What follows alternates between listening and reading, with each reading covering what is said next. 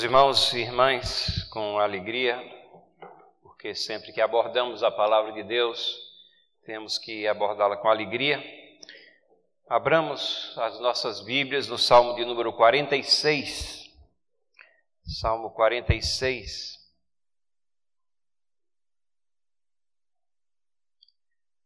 Salmo 46, que não é um salmo de Davi.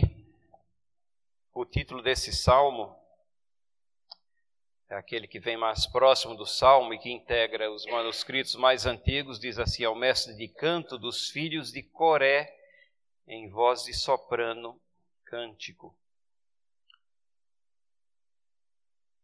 E nesse trecho da palavra de Deus, Salmo 46, nós lemos o seguinte: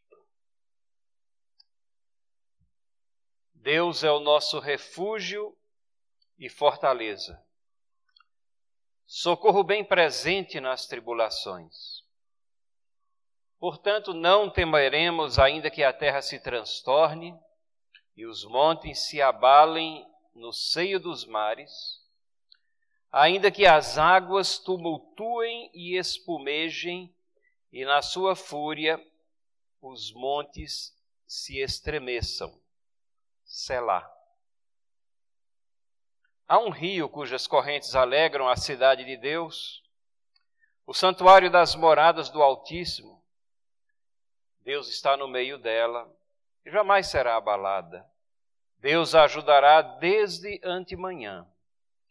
Bramam nações, reinos se abalam, ele faz ouvir a sua voz e a terra se dissolve. O Senhor dos exércitos está conosco. O Deus de Jacó é o nosso refúgio. Selá. Vinde, contemplai as obras do Senhor, que assolações efetuou na terra.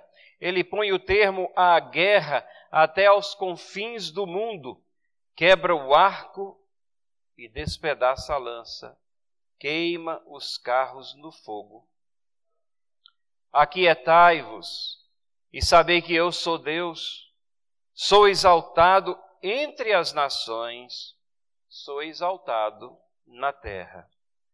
O Senhor dos exércitos está conosco. O Deus de Jacó é o nosso refúgio. Selá. Irmãos e irmãs, nós já fizemos a exposição desse salmo em outras ocasiões aqui na Igreja Presbiteriana de Santo Amaro. Nessa noite eu gostaria de mais uma vez vir até esse salmo, mas com uma abordagem diferente, começando com o versículo 10, que se encontra quase no final desse salmo. O salmo é um dos prediletos de Martinho Lutero. 512 anos ele pregava lá as suas 95 teses na porta da Catedral de Wittenberg, e esse salmo estava bem próximo ao seu coração e o socorreu em momentos de angústia, de tribulação, tanto que ele, que era músico e compositor, fez o hino Castelo Forte, que nós cantaremos depois, inspirado nesse Salmo 46, que é o alvo da nossa meditação nessa noite. Pessoalmente, a nossa família tem vivido dias de tempestades e situações de dificuldades e até de perplexidade. A última dessas foi a queda da minha netinha, que já foi falada aqui, Helena, no primeiro andar no local da família do meu filho Davi, passava férias na Tailândia. Como alguns sabem, ele faz um trabalho missionário junto com a minha nora lá no Camboja, no outro lado do mundo. E ela ainda está hospitalizada, esperando a cirurgia que deve ser realizada nas próximas horas. Foram afetados 4 ossos da face, apenas 2 deles vão requerer cirurgia, mas um deles é muito próximo do olhar, do olho, acho que direito, ou esquerdo, esquerdo. E isso nos enche de preocupação em função dessa queda de mais de 3 metros. em situações como essa e em outras situações que nós atravessamos. Não somente a minha família, mas os irmãos e irmãs atravessam. E não somente essa situação, mas tantas outras situações que nos trazem tribulação, preocupação, apreensão, perplexidade, não saber o que fazer, o que dizer, o que aconselhar às vezes. Somos levados, então, impelidos a procurar a proteção de Deus a essas tribulações. Foi assim com Lutero, é assim conosco, é assim com todos os servos de Deus. No título desse salmo, que nós já fizemos referência, diz que ele deveria ser cantado em voz de soprano. Essa é uma possível tradução de um termo hebraico meio obscuro, alamote, mas que indica que possivelmente era um salmo para ser ouvido, cantado isoladamente, num espírito de meditação, em vez de um canto congregacional majéstico. E vocês devem ter notado que eu li a palavrinha Selá, depois dos versos 3, 7 e 11. Aqueles mais antigos devem se recordar que as traduções anteriores traziam essa palavrinha, que integra também os manuscritos mais antigos. Por alguma razão, ela sumiu das nossas traduções mais recentes, mas é um termo hebraico que significa pausa. Possivelmente, talvez uma pausa silenciosa. Talvez até um momento onde houvesse um interlúdio musical entre blocos de texto que compunham o salmo e tantos outros salmos que tinham essa divisão. Mas o ponto central aqui é que, com toda probabilidade, tanto por ser um canto para ser cantado em voz de soprano, para ser ouvido em meditação, como também essas três ocasiões onde há uma pausa para a meditação, a intenção do salmista era que as palavras aqui não fossem sorvidas apressadamente, mas que nos demorássemos nelas e compreendêssemos o que é que Deus está tentando nos ensinar. E eu gostaria de ver o que é que nós podemos aprender na abordagem que preparamos para essa noite. E é um sermão não muito presbiteriano, porque é de 2 pontos. Normalmente os sermões presbiterianos são de 3 pontos, mas nós temos 2 pontos apenas: as lutas e o refúgio. As lutas retratadas nesse salmo, as lutas apresentadas e presentes na nossa vida, e o refúgio retratado aqui nesse salmo. Então, como eu disse no início, partindo já para o versículo 10 desse salmo, ele diz assim: aquietai-vos e sabei que eu sou Deus, sou exaltado entre as nações, sou exaltado na terra. E meditemos um pouco nessa palavra que nos é dada aqui: aquietai-vos. Aquietai-vos, sabei que eu sou Deus. Nós temos que nos aquietar nessa convicção de que Deus é Deus, nessa crença no Deus soberano do universo. Não é apenas um desistir de lutar, não é apenas uma mera aquiescência às circunstâncias que estão ao nosso redor, que estão causando a nossa preocupação, o turbilhão nas nossas vidas, não. Mas é na consciência de que Deus é Deus. Aquietai-vos e sabei que eu sou Deus. Eu sei que tem muitas lutas que nós temos que travar, que eu tenho que travar, que você tem que travar. Algumas dessas lutas somos comandados até a travar. A própria palavra de Deus diz que nós devemos batalhar pela fé. uma vez dada aos santos. Quando a fé é atacada, nós temos que ser arautos de Deus, soar a verdadeira prescrição que vem da palavra de Deus. As verdades de Deus devem soar alto para que todos ouçam. Mas existem outras situações em que você tem que parar de lutar, onde nós temos que discernir que temos que parar, temos que nos aquietar. Ora, em todas as situações, Deus está no controle.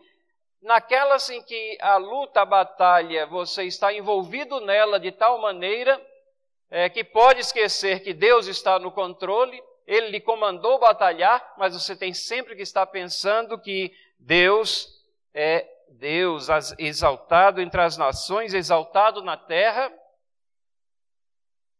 E naquelas ocasiões onde Deus nos colocou nessa condição, porque as circunstâncias estão fora de sua atuação.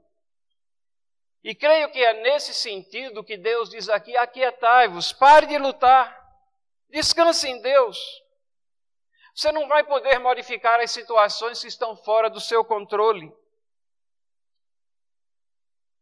A história registra que Martinho Lutero falou muito sobre esse salmo, e falou muito principalmente ao seu companheiro Melanchthon, Felipe Melanchthon.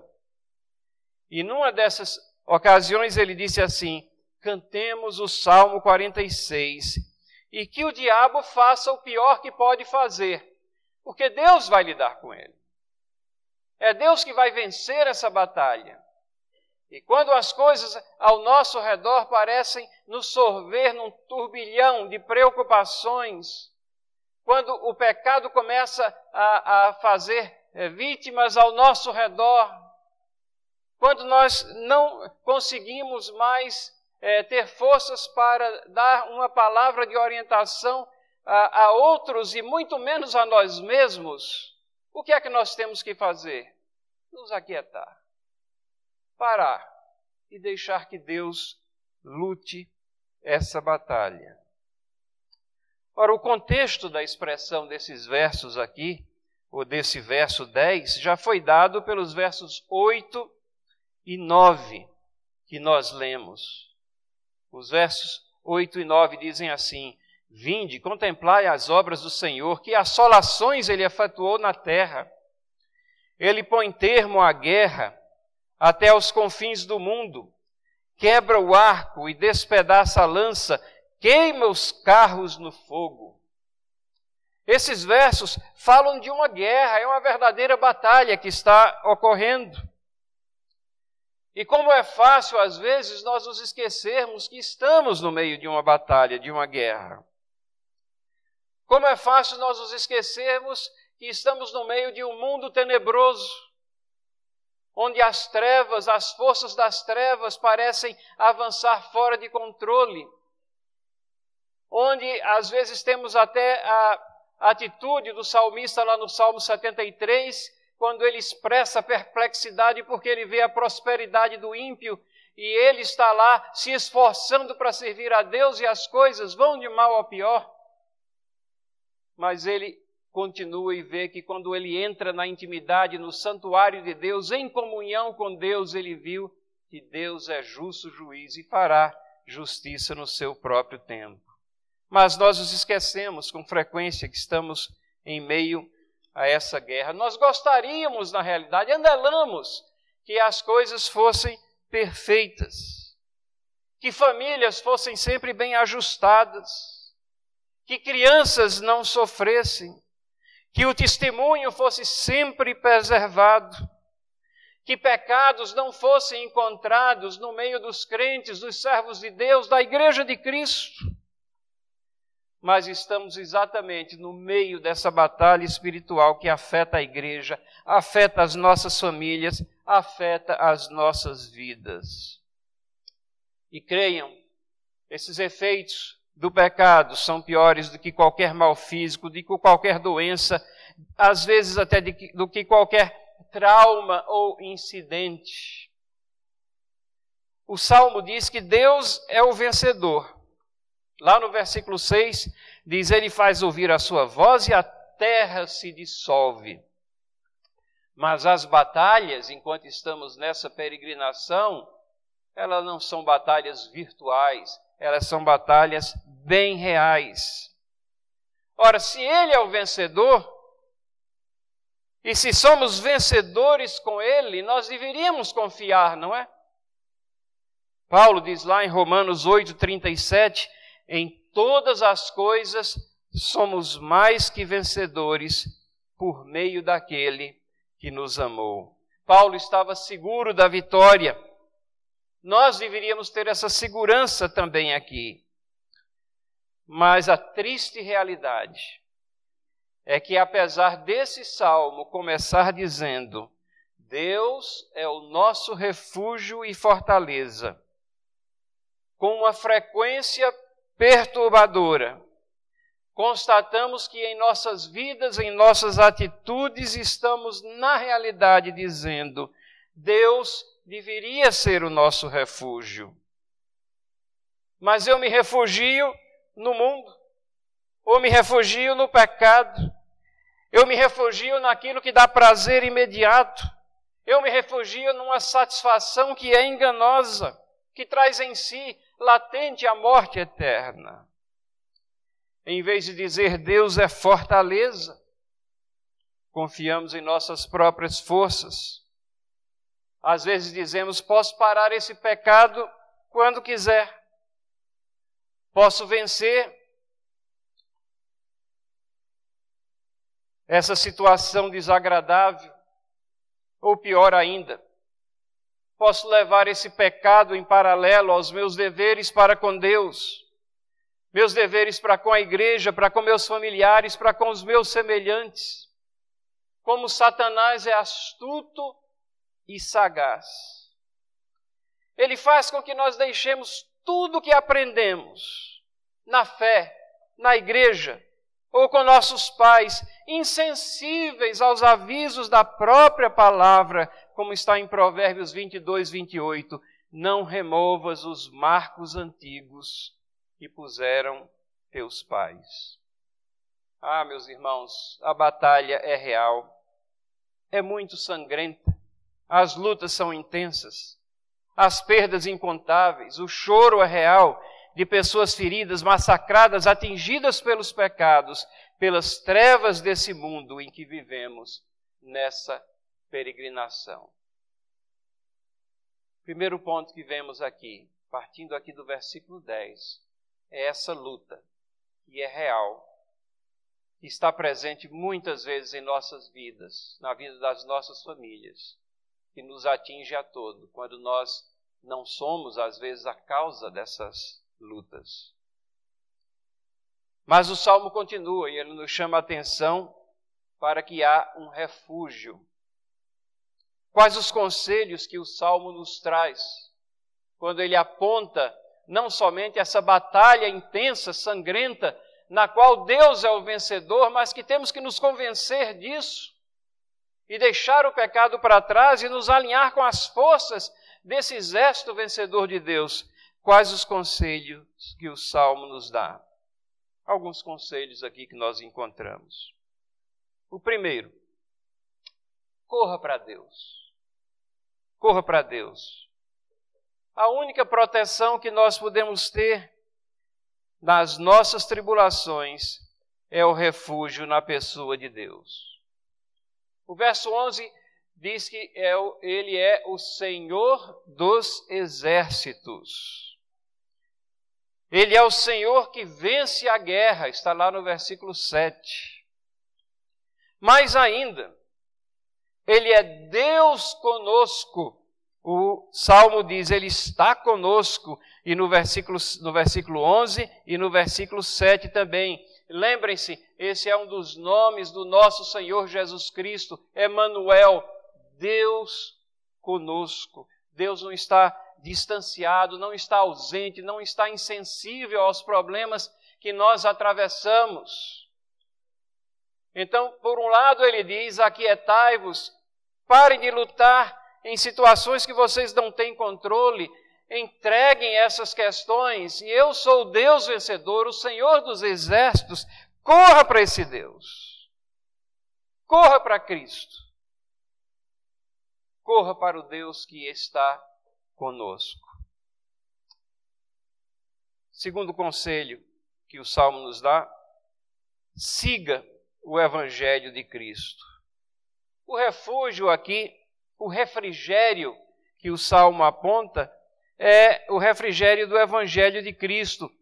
E o refrigério trazido pela pessoa de Cristo, o único nome no qual há salvação. O Evangelho que refrigera, que restaura a vida. E o versículo 4 desse salmo fala exatamente de um rio cujas correntes alegram a cidade de Deus. Ora, esse tema da água, de um rio corrente, de águas que revigoram, de águas que trazem vida, esse tema está presente em diversos textos da palavra de Deus. Como lá em João capítulo 4, o incidente da mulher samaritana, versículos 10, versículo 14. A água é simbólica em toda a palavra da mensagem de Deus, do som do Evangelho, da proclamação da igreja realizada no poder do Espírito. Ezequiel capítulo 37 fala desse rio, e por onde o rio vai passando, vão vicejando as árvores, as plantações, as margens deste rio, onde ele vai irrigando, vida vai sendo produzida em campos que eram anteriormente mortos. Siga o Evangelho de Cristo. Beba dessas águas, desse rio. E aqui fala do rio que alegra a cidade de Deus. As correntes desse rio alegram essa cidade. A expressão cidade de Deus, ela é empregada com relação à igreja de Cristo. Hebreus capítulo 11, versículo 16, diz assim que os crentes devem aspirar, e o texto diz, a uma pátria superior, isto é, celestial. Por isso Deus não se envergonha deles, de ser chamados o seu Deus, porquanto lhes preparou uma cidade. Hebreus 12, 22, mas tende chegado, essa cidade ela tem um aspecto futuro e um aspecto presente, tende chegado ao Monte Sião, a cidade do Deus vivo, a Jerusalém celestial. O reino de Deus, ele tem um aspecto futuro, mas ele tem aquele aspecto bem presente, ele está aqui, está agora, está no nosso meio. Cada vez que vemos o poder de Deus manifestado nas nossas vidas, na conversão de uma pessoa, em bênçãos que recebemos, o reino de Deus chegou até nós, estamos na cidade de Deus. Apocalipse 21, 2, vi também a cidade santa, a Nova Jerusalém, que descia do céu da parte de Deus. Apocalipse 21, 10, e me transportou em espírito até uma grande e elevada montanha e me mostrou a santa cidade, Jerusalém, que descia do céu da parte de Deus. E o texto do Salmo diz que essas correntes alegram a cidade de Deus, alegram os crentes, alegram o povo de Deus. Irmãos, buscamos alegrias, felicidade em tantas situações estranhas à palavra de Deus, às diretrizes de Deus. Desrespeitamos os preceitos da palavra, que engano. Somente na igreja de Cristo, na comunhão dos santos, vamos encontrar a verdadeira felicidade, a verdadeira alegria.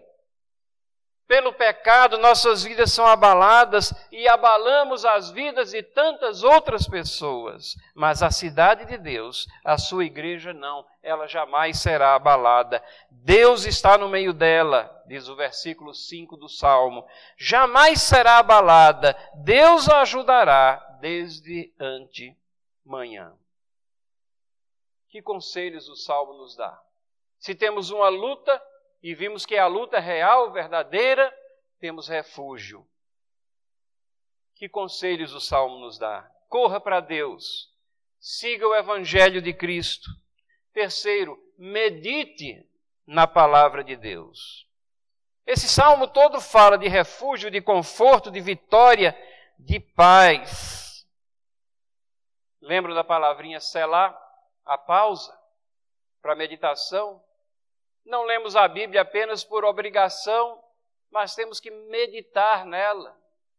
Meditar nos preceitos de Deus, aplicar eles em nossas vidas. Aquela palavrinha parece nos induzir à compreensão de que ao proferir aquelas estrofes ou aquele grupo de estrofes, nós tínhamos que dar uma parada para meditar no que foi cantado ou lido e então aplicar aquilo em nossas vidas. Pausa para meditação. Medite na palavra de Deus. No meio das tribulações, pense nas coisas boas que temos recebido de Deus. Pense na salvação que nós temos dele. Pense que nós caminhamos rapidamente para uma situação onde não haverá dor, onde o poder dilacerador do pecado não lhe atingirá, não mais atingirá o povo de Deus. Não mais atingirá fisicamente ou de forma contundente a você no seu bem-estar espiritual, porque o nosso Deus é o Deus exaltado entre as nações da terra, é o que nos diz o versículo 10 do Salmo. Medite que no meio de um mundo tenebroso, onde impera o pecado, Deus ainda é adorado, é proclamado, e as suas bênçãos vêm sobre nossas vidas. Se nos concentrarmos no calor da batalha, ou às vezes até nos envolvendo em situações que não temos controle e deixamos de nos aquietar, perdemos de vista a salvação e o refúgio que Deus é para as nossas vidas. Quarto conselho: não abandone a fé. O Salmo diz que Deus é o nosso refúgio. No meio das tribulações ou dos requerimentos do Evangelho Salvador de Cristo, muitos abandonam a fé. Muitos deixam-se envolver pelas atrações do pecado. Vejam que até discípulos de Cristo chegaram a abandoná-lo. Lá em João capítulo 6, versículos 66 a 68, nós vemos vários seguidores de Cristo que, após ouvir palavras proferidas por Cristo, mostrando que Ele era o Senhor de todos, o Senhor da vida, o Senhor da salvação, o abandonaram. Veja as palavras aqui de Pedro nesse texto. À vista disso, muitos dos seus discípulos o abandonaram e já não andavam com ele. Então perguntou-lhe Jesus aos 12, porventura, veja, ele está falando aqui àqueles fiéis, à igreja fiel. E eu presumo que estejamos aqui como representantes dessa igreja fiel. Porventura, querei também vós outros retirar-vos? O que foi que Pedro respondeu? Respondeu-lhe Simão Pedro, Senhor, para quem iremos? Tu tens as palavras da vida eterna. E esse é o chamado a nós, aos crentes, em todas as gerações, em todos os momentos. Quando a atração do pecado for enorme nas nossas vidas, para onde nós vamos? Nos entregar nas mãos do maligno? Ou vamos procurar aquele que é o nosso refúgio? Para quem iremos? Onde é que nós vamos encontrar as palavras da vida eterna? Não as palavras enganosas dessa vida aqui, das coisas que perecem, das coisas que destroem. Senhor, para quem iremos? Tu tens as palavras da vida eterna. É só em Cristo que nós vamos encontrar as palavras da vida eterna. É só no Evangelho que vamos encontrar remédio para os nossos males. É só pelo arrependimento real e entrega de nossas vidas ao senhorio de Cristo que vamos encontrar a paz real, mesmo no meio de intensas batalhas. E é lá que nós vamos encontrar felicidade real, mesmo quando essas batalhas são tremendas.